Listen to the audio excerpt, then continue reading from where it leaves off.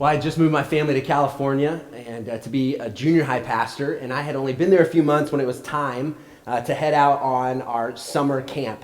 And so I took 35 7th and 8th grade boys and girls to a camp out in California. And if you've never been to a summer camp, you may not get some of this, but if you have, you'll understand some of these details. We get there and it's time to unload and unpack, and so I took the boys to their space, and actually where we had this camp, they were in tents. And so it was a wood floor, and then there was a nice canvas tent over the top of it. It was nice outside. It's California where we were, and so the weather's pretty consistent. And so you just slept in these big tents with bunk beds filling the inside. And so I drop my boys off at their place, and I take the girls over to where they're going to go and make sure they're getting unloaded and doing what they're supposed to do. And so I come back maybe 15, 30 minutes later to where my boys are. And when I get there, I realize they have disassembled every bunk bed and pulled them out in the front of the cabin tent area and had created skate ramps. They had taken the slats in the bed and built these not very good, but little skate ramps. The kids, the boy specifically that I was working with, this boy from Oklahoma who likes football and kind of the outdoors, was working with surfers and skaters. And that's what they want to do all the time. And so they built their own mini skate ramp. And so I go to them. I didn't think I would have to tell them this, but I said, you can't disassemble the bunk beds and build skate ramps. You need to put them all back together and put them back in the cabin. And so they do that. And about 2 hours later, I have a meeting with the adults, with the leaders. And I'm sitting at these these picnic benches, and I'm facing the tent. I'm facing the cabin. And as I'm sitting there, I'll just say this. There was a full moon about 2 o'clock in the afternoon coming out of that tent. And one of my boys thought it was a good idea to moon everyone that was passing by. And so I'm seeing this happen with all of my adults. And I go into the tent, and once again, I told this young boy, you cannot moon people. Not thinking I would have to tell him to do this. Time after time on that Monday and Tuesday, these boys rebelled. They did everything they weren't supposed to do. They were fighting me, even being there. And I remember specifically that Monday night. It was late that night, and I kind of walked out of the cabins. I remember thinking, what am I doing here? Right? What good is going to come of this week? I can remember by the time we got to Friday, the boys were participating in everything that we were doing. I had some really in-depth conversations with a few of the boys about what was going on in their life. A few of the boys that week committed to follow Jesus. One of those boys I've still stayed connected to 13 years later, who's a youth pastor out in California. But I remember in those moments, right? You've been there. Maybe not in that setting, but you've been in that place where you begin to question. And you begin to wonder, man, God, what is going on? Does anything that I'm doing even matter? Like if I've gotten myself in this situation and now I've got to get myself out? I don't know if you've ever been at that place, but there's been multiple times, not just in a silly camp story, where I've begin to wrestle and doubt and wonder, all right, God, what's going on? When you hit a difficult patch in your life and you begin to think, all right, God, what is going on? So we're going to look at this story of Ruth, and there's going to be these moments where we're going to see this in this story, where you wonder what people are doing, the decisions that they're making, why are they making those decisions? The people in the story are going to question and wonder what God is doing in the midst of their lives, but ultimately it is a story about redemption. Redemption really is just the act of saving someone or something. It's the act of gaining or regaining possession of something, usually by making a payment. This is going to be a story about redemption for a couple of people in this story, but specifically a lady named Ruth. Now, here's my hope. Here's my hope for this series, is that you, in some way, no matter where you are today, no matter what your past has looked like, no matter what the circumstances or the situation you find yourself in right now, it doesn't mean that tomorrow or next week or next month that things couldn't look different. No matter where you find yourself right now, no matter what your story has looked like up to today, it doesn't mean that tomorrow couldn't look different. Next week, next month, next year, that things could look different for you in your life because God is about redeeming all things. And so you might be here today and you might have been in church for a long time and you kind of go through the motions and you might think, look, I've been here, but I really have no faith. No faith. Too many things have happened. You've lost faith. You come with your family, but deep down in your heart, you know that you're struggling. Or there's doubts. There's doubts, and maybe you've hit a point where you're like, I don't even know if I believe in God. I don't know if I believe in this God that we talk about. That I understand that, and I'm so glad you're here.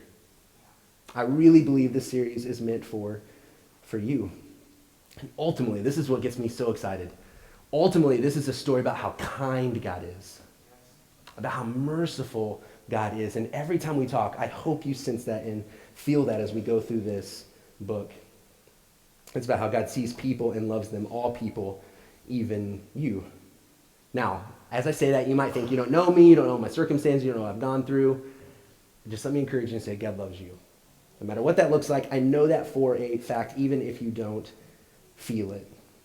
And so Ruth, the main person of the story, she comes from the wrong place, kind of at the wrong time. She's got the wrong story, yet God is going to do something magnificent in her life and really is going to help lead us to redemption. And we'll see that later in this series. So we're going to jump right in Ruth chapter 1. If you don't own a Bible, there's a red Bible around you. That's our gift to you. Please take that Bible. This is going to be a good opportunity if you bring a Bible, or if you have a smartphone, you have a Bible app, to highlight, to make notes, to circle certain things that stick out to you. Please do that because I think it's helpful. So here we go. To be on the screen, that's the page number for that red Bible if that's helpful. Ruth chapter 1, verse 1 and 2. It says, in the days when the judges ruled, there was a famine in the land, and a man from Bethlehem in Judah, together with his wife and 2 sons, went to live for a while in the country of Moab. The man's name was Elimelech, and his wife's name Naomi. And the names of his 2 sons were Mahlon and Chilion. They were Ephrathites from Bethlehem, Judah, and they went to Moab and lived there. Now, if we were to go back one book, the book just before Ruth is Judges. And this story takes place in the midst of that, in the midst of Judges. And so just briefly, because this is going to kind of set us for where we're at, if you look at the last verse in Judges 21, verse 25, it says this, in those days Israel had no king, and everyone did as he saw fit.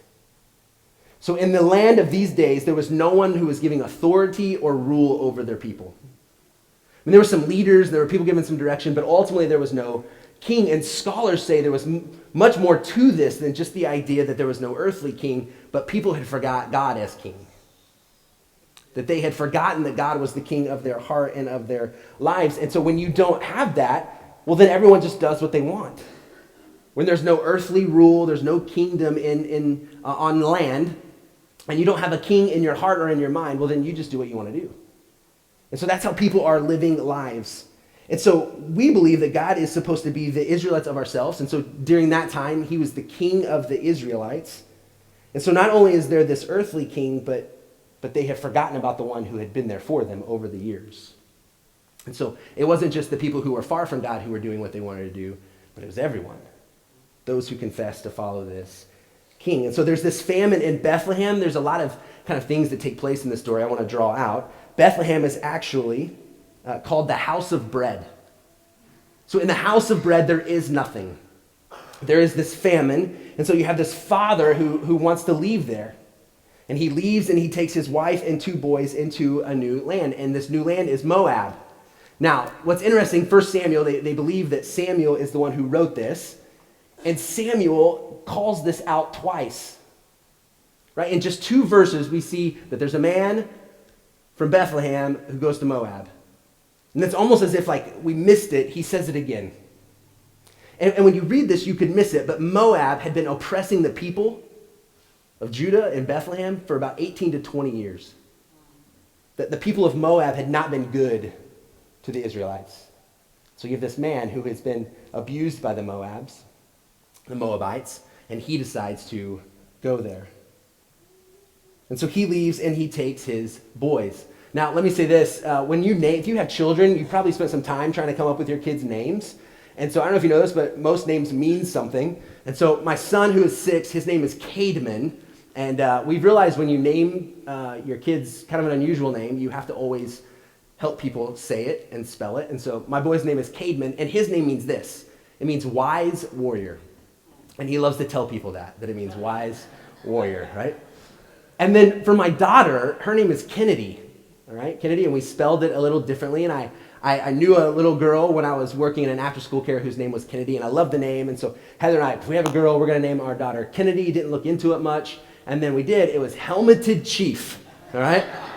And so I just tell her that makes her really smart and protected, and that she didn't get a big head like her dad. But Helmet the Chief is my daughter's name. Now, these two boys have significant names as well. The first one is Malon. It means sick. It means sick. And the other name, and I spelled it wrong on here, I apologize, to mean suffer with longing. Right, so if you're picking names, if you're going to have kids, these might be two you stay away from if you're picking out biblical names. But you have Elimelech, who has two boys, sick and suffer with longing. Right, that he takes and he leaves this land of blessing, this land that he's always been provided for because things are difficult. And as I read commentaries, Elimelech gets kind of beat up for this in a lot of literature and a lot of writings.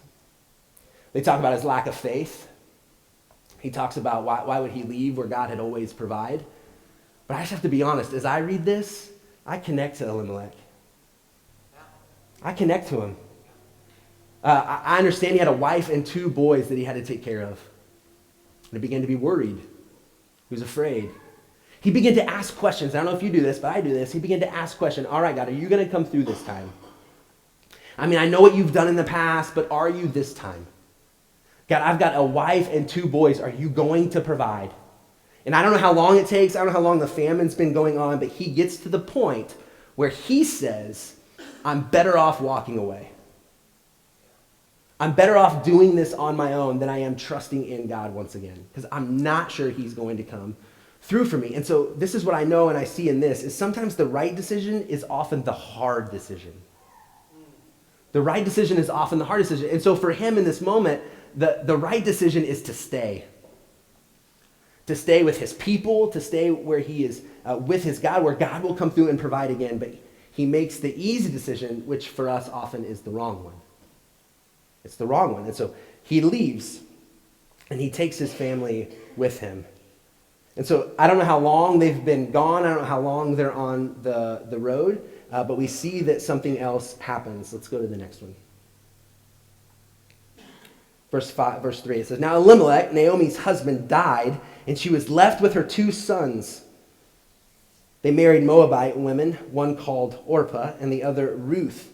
After they had lived there for about 10 years, both Mahlon and Chilion also died, and Naomi was left without her two sons and her husband. Things are not going well. I mean, isn't this interesting that Elimelech leaves because he's afraid of dying, he's afraid of starving, and he's not gone long when he dies? And then the two boys that he wants to protect, they both lose their lives as well. Can you imagine the heartbreak that Naomi has felt? I mean, I wonder if in this moment Naomi has supported and been with her husband and said, look, I'm trusting you.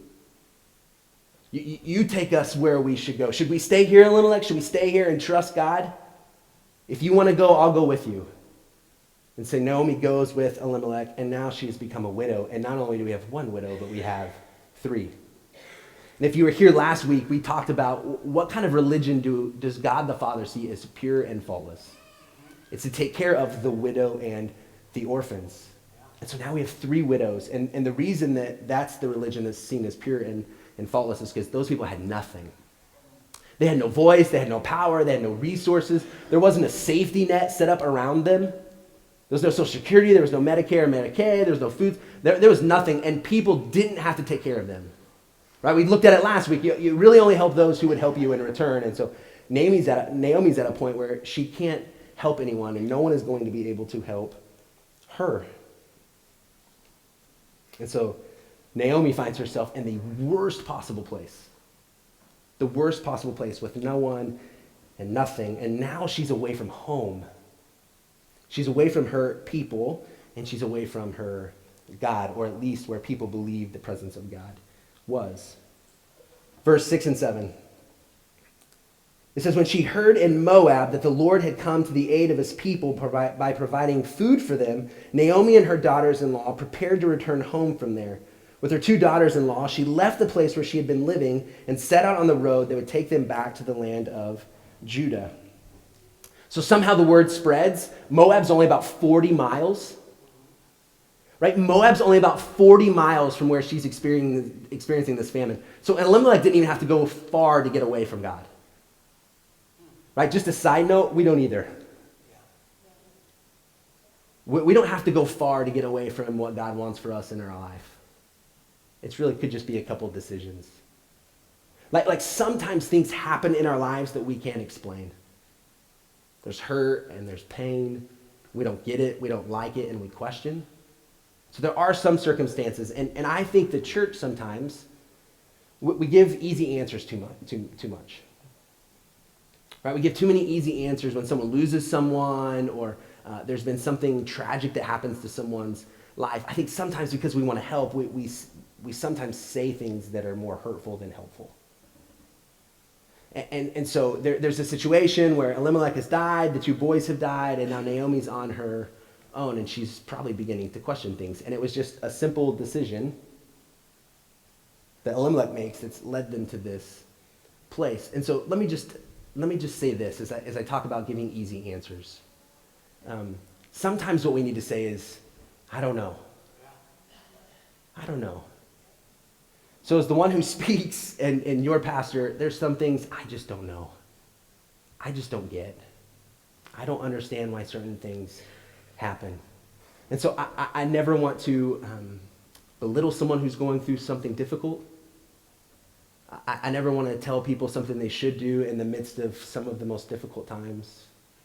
For myself, just recently in the last couple months and over the last year, just as things happen and there's these struggles, and I have my mentor, and I had texted him the other day just about some things that were going on. And this guy's one of the most wisest people, and he always sends me these inspirational things and encouraging messages. And this would have been a great moment for him to say, just have faith. Right? It would have been a great moment for him to just send me scripture. And this is all he says. I hurt with you. I hurt with you. And so I have this feeling that Naomi is in this place where there's no one to say, I hurt with you. And she's got Orpah and she's got Ruth, but all of them are hurting together. And as soon as Naomi hears, man, the famine is gone, God is providing and taking care of, Naomi wants to get back. I think she wants to get back to her people. She wants to get back to the people who will encourage and support her. And I think what has been missed here for Naomi and for Elimelech is they had forgot to remember. And what I mean by that is, if before leaving Bethlehem, if they would have just remembered how God had time and time again come through for them. Over and over. Look, they're a Jewish family, and so they would have had all kinds of celebrations throughout the year, and the only point of those celebrations were to remember. To remember how God had saved them, how God had come through for them. But they forget. Elimelech forgets. And so I think for you and me, it's vital that we remember. When you get in the midst of those difficult times and those hard things are happening and you have doubts and you question and you wonder, can you remember? Can you remember where you've seen God come through for you, where there's been provision, where there's been grace and he's given you strength? Can you remember those times? Jesus offers communion and he serves a meal to his disciples before he goes to the cross. And in that ceremony, in that situation, he tells them, remember, every time you do this and every time we do this, remember the grace that I'm extending to you. Remember. And so it's important that we remember, and I'm not sure they did. And so Naomi now has to make this journey back, and she starts the process back, but she's missed out on God providing in those moments. Man, she has missed out being with her people and God providing. She's missed that. She's missed that blessing. And here's what I know for myself. I don't want to hear about God's blessings. I don't want to just hear about them. And I want to experience them. I want to experience God moving on my behalf. I want to experience God moving in my presence. And I want the same for you. Now, look, I don't want you to come here on Sundays just to sit here and to hear me talk. Like my desire, my hope is that you'll experience it for yourself. And so she's just heard about it. It's kind of like if you're on social media and someone has a party or a get-together or a barbecue and you're not invited, and then you see the pictures and you're like, I wasn't invited to that party. I wasn't invited to that celebration. Or you see people go on vacation and they share their pictures and you're stuck at home and you think, man, I didn't get that.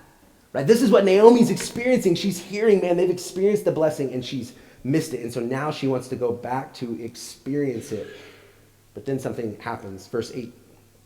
It says, then Naomi said to her two daughters-in-law, go back, each of you, to your mother's home, May the Lord show kindness to you as you have shown to your dead and to me. May the Lord grant that each of you will find rest in the home of another husband." Then she kissed them, and they wept aloud, and they said to her, "We will go back with you to your people." But Naomi said, "Return home, my daughters. Why would you come with me? Am I going to have any more sons who could become your husbands? Return home, my daughters. I'm too old to have another husband. Even if I thought there was still hope for me, even if I had a husband tonight and then gave birth to sons, would you wait until they grew up? Would you remain unmarried for them? No, my daughters, it's more bitter for me than for you, because the Lord's hand has gone out against me." So somewhere on their way back, Naomi tells Orpah and Ruth, "Don't come with me. Don't come with me. Go back to your families." See, what would normally happen is if you lost your spouse, if you lost your husband, then a brother would take you in as the husband. Well, there are none. And Naomi says, "Look, I'm old. I'm not having any more kids. Even if I did, are you really willing to wait that long? Go back, and maybe something good will happen for you." And it's interesting to me. She knows she's going back to experience God's blessings. Why would she not want them to come with her? Why would she not want them to come and to experience that? And I think verse 13 tells us. She thinks God's punished her. She thinks that God has had it out for her, that his hand has been against her. Maybe she's angry at God, and I understand she's suffered these incredible losses. And so, if you're like me, you've had those moments. You've had those moments where maybe you begin to question and you think, why didn't God do anything? Why didn't God do something? Was it my fault? Did I do something to deserve that? If I would have helped them, would then something good happen to me? The mistakes that I made, is it those mistakes that have led me to this place? And so she feels like God has had it out for her. But like I said earlier, sometimes things are out of our control, and sometimes they're decisions that we have made. And I know that some of the decisions you make and I make just don't lead to a full life. They don't lead to a life that is abundant. And so we have to understand, you have to understand, I have to understand that the decisions that we make either deepen or diminish our life story.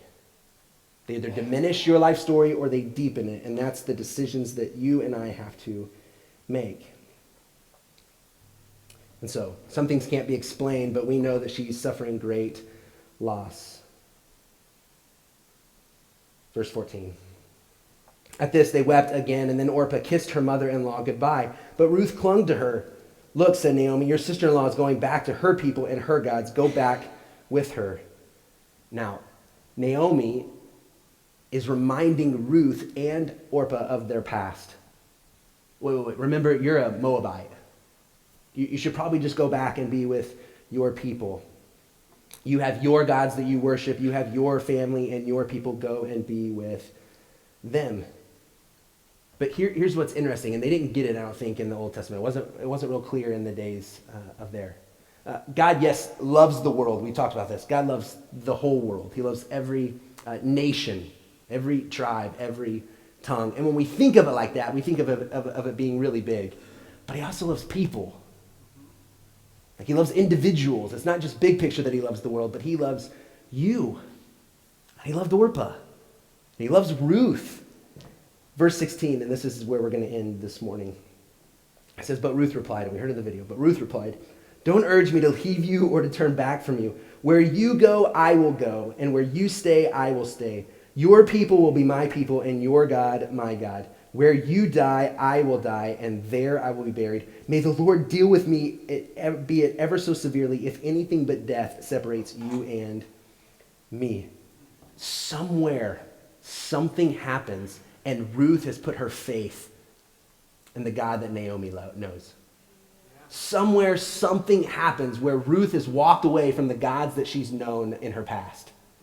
These false gods. And somewhere she has put her faith in the one true God. We don't know where it happens. I mean, did it happen? I mean, this is so interesting that Elimelech, maybe in a little bit of a disobedience, maybe into taking things in his own hands, he goes into this place and he takes his two boys and his wife and puts them in a difficult circumstance. And then, I didn't talk about this, but the boys actually marry outside of who they were supposed to marry. Right? They married someone that they should have never even been with. And through all of that, Ruth comes to know the one true God. That there's this mercy and kindness somewhere that Ruth experiences. And she says, look, I'm willing to walk away from all of that. I'm willing to walk away from the old life to experience this new life. I want to go and see where this blessing takes place. I want to go be with your people. I want to go follow your God. Now, everything in Naomi's life really should have gotten in the way of this. Right? There's so many obstacles. Like I said, she was born in the wrong place to the wrong people. She's a young widow. She has no children. I mean, there's nothing that should lead her to begin to follow this God. But God's redeeming her. He's redeeming her story. He's actually redeeming the decisions of Elimelech.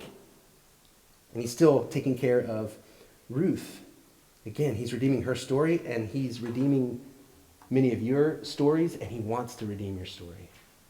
He wants to be about redemption. See, this is what I know. This is what gets me so excited.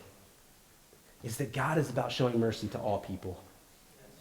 He's about showing mercy and kindness to all people. Some of the most unlikely people in the most unlikely places have experienced God's mercy.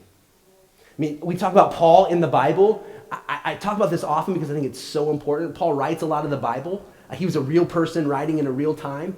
And he also hated Christians before all that. He applauded when Christians were brutally beaten and murdered. He held the coats of those who did it. He would go in, he asked for permission to go into homes and to pull these people who were confessed to follow Jesus and Christians out of their homes so they could be beaten, and many of them lose their life. This is who Paul was. And then for some reason, God decides to show mercy to Paul. And Paul, as he's walking down the streets, experiences the grace and love of God. He blinds Paul, who was Saul at the time, and he blinds him and leads him into a path of redemption. And then Paul has this unbelievable life after that. Leads other people to follow Jesus and plants churches. It's about mercy. He shows mercy to Paul. He's merciful. And then you have Jesus, who goes to a cross. And he's being brutally beaten, and he's literally murdered and hung on a cross. And as he's hanging on a cross, a moment when he could snap his fingers and do away with anyone who's done harm to him. You know what he says? Father, forgive them. Father, show mercy to them. They don't know what they're doing. Thief on the cross who deserves to be on the cross in that day says, have mercy on me. Jesus says, today you're going to be with me in paradise. It's mercy. God's about showing mercy to people and me. Look, I have no reason to be standing in front of you but God's mercy. I didn't come from the right family or the right lineage. I don't have anything in me that says this is where you're going to be when you're in your mid-30s. It was only by God's mercy. In the midst of hopelessness and brokenness, things that happen as a young boy and as a family, that there's no reason I should be here standing before you. There's no reason I should be following Jesus but God's mercy. That's it. And his mercy that is extended to you today as well. Have you received it? Have you experienced it? Have you, in the midst of difficult things? See, here's what happened to Ruth. That when difficult things happen, those difficult things either become bridges or barriers. You know this. When difficult things happen, those things either become bridges to experiencing God. Like it draws us near to him because his presence is with you. Or they become barriers and we become bitter. We blame and we want nothing to do with him. My hope is in the midst of being able to say, I don't know. I don't know why that happens. I don't know why God didn't come through. I have these doubts and I have weak faith at times. But in the midst of all that, I know one thing is true, is I need God's presence. As I know that God will be near to me no matter what I am going through. And the same is true for you today. No matter where you've been, no matter what your circumstances look like, no matter what family you've been born into, no matter the sins of your family, none of that matters. Tomorrow, next week, next month, next year, your life can look different because of God's mercy and his mercy alone. We're gonna do something a little different. Greg's going to come up, and we often do a prayer of benediction. We're going to actually sing a benediction. This song, I think, connects really well with this series. And so at the end of every message, we're going to sing this as our kind of our blessing towards one another and a blessing to you. And so I hope that today maybe is a new day where you can accept God's mercy and understand that he's redeeming you, he's redeeming me, he's redeeming all things. Would you pray with me? And then Greg will lead us in our benediction. Would you stand?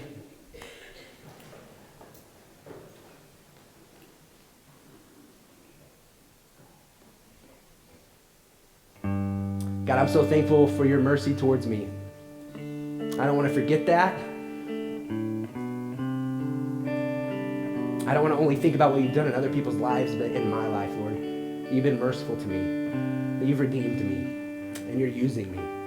God, for my friends who are here today, I pray that they would sense the mercy that you want to extend to them, this forgiveness, this grace, this love, that no matter where they've been, what they've experienced, that it's available to them, and that you're redeeming all things. Would we turn away from the other gods? Would we turn away from other things that are worthless, the things that we seek to satisfy and to bring meaning to our lives? And would we run after you, God, today? I pray this in Jesus' name.